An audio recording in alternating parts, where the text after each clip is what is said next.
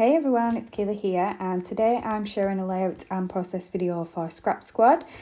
This week's Scraplift is in the top right hand corner, and I've also added the link in the description below. If you're not already a member of the Scrap Squad Facebook group, then please do join us and join in with this week's lift. You can find the link to Scrap Squad in the description below. Now I'm going to be making a page today using the our autumn kit, which is from Aardvark Gifts and Crafts. I've still so much left of this kit, so I thought I'd carry on using it. And I've done one of the they're like rosettes, they're like concertina fold or something like that. I've never done this before.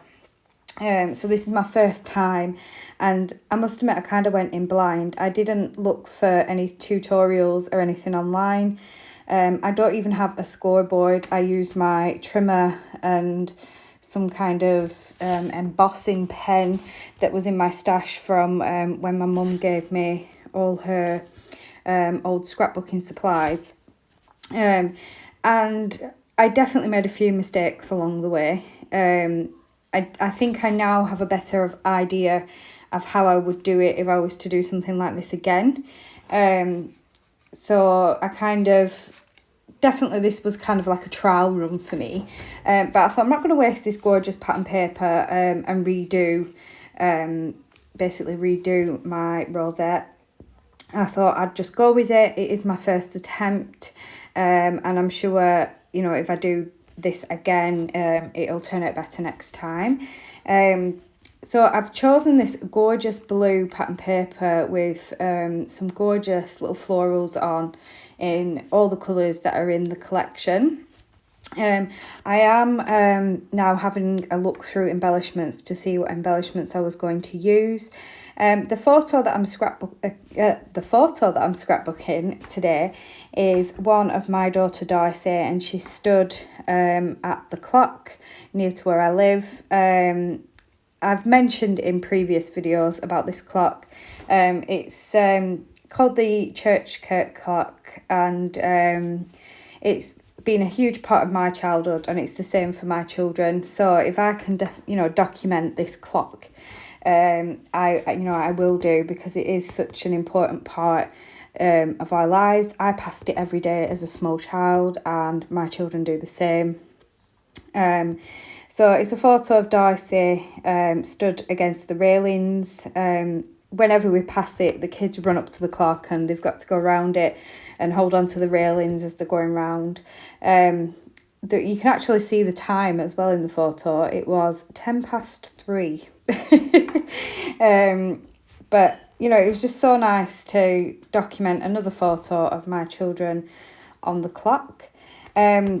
I have picked out one of the ephemera pieces, and it says "Grown with Love," and it's kind of like what they called a seed packet for flowers, and I just thought that's really pretty, and the colours go really well with this pattern paper. I've added a partially cut floral from the floral die cuts behind the top of my photo, bringing in that gorgeous orange colour that's in the florals and the pattern paper.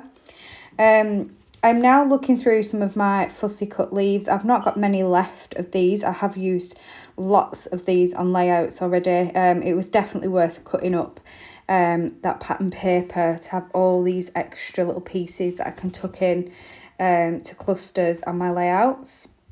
I've also pulled out one of the epoxy stickers. I think I used one on my very first layout with this collection. I can't remember what it said now, but it was a navy blue one.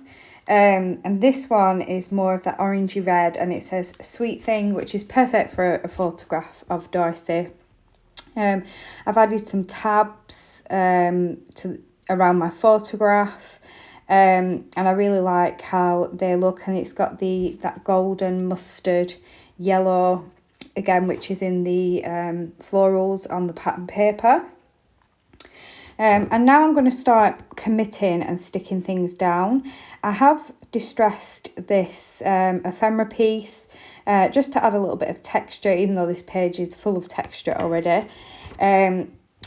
I'm going to commit to sticking that down. And I mean, the adhesive that I have the Tombow multi wet glue, and that's the one with the green lid.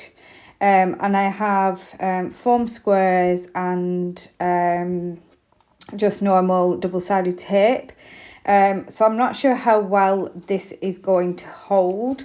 But if I do need to reinforce it later on, then obviously I will do that and add more adhesive. But right now it is holding on okay. One thing I will say about this page is there is so much dimension. I think this is the thickest page I have ever made.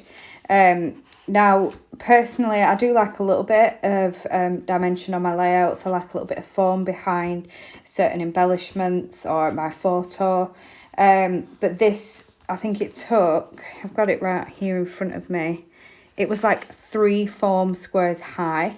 So it's really, really thick. So I definitely don't think I'll be doing this very often.